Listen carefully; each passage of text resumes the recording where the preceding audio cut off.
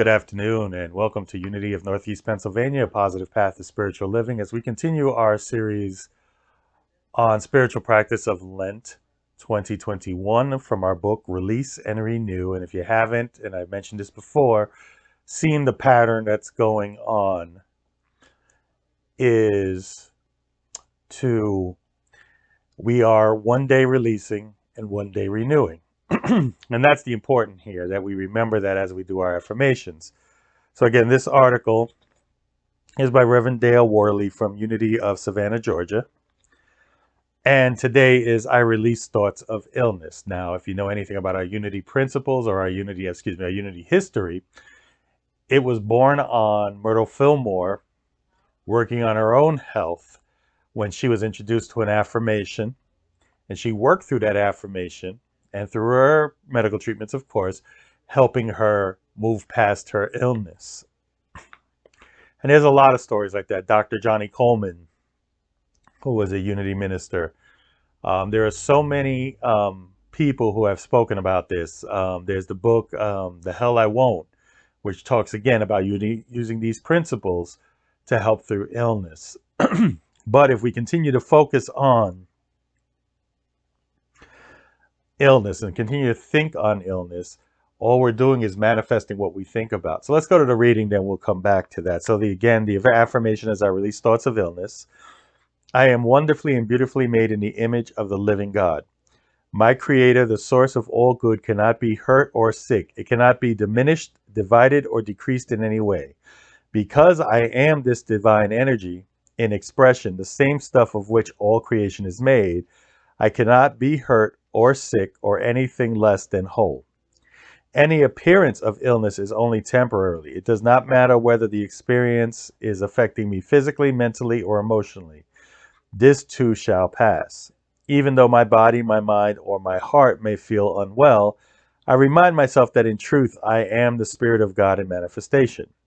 Whenever I become aware that I am dwelling on thoughts of sickness or ill health, I gently release them. I pause and take a few breaths, releasing any frustration or anxiety with each exhalation.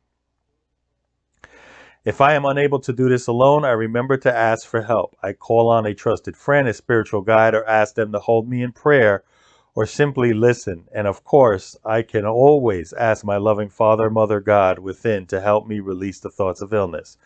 And from Psalms 139:14, I praise you for I am fearfully and wonderfully made. So when we talk about the thoughts of illness, and we see that when we bring ourselves back to this earthly experience, we know people who hold on to their illness because it's a way of gaining attention.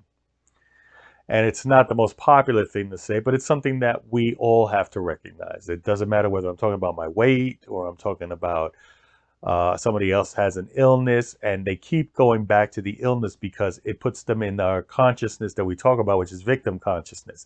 It gets attention. It has people treating them.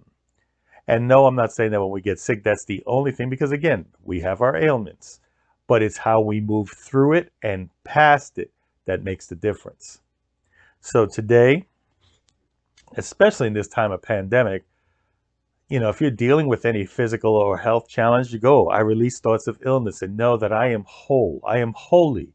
I am whole is the expression of God. We are that manifested energy which cannot be sick, which cannot be ill.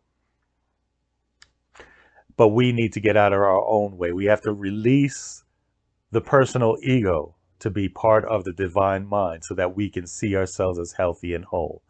And even when you ask other people to pray for you, realize that all we're doing is seeing you whole, seeing you perfect as a great and perfect expression of all that's divine.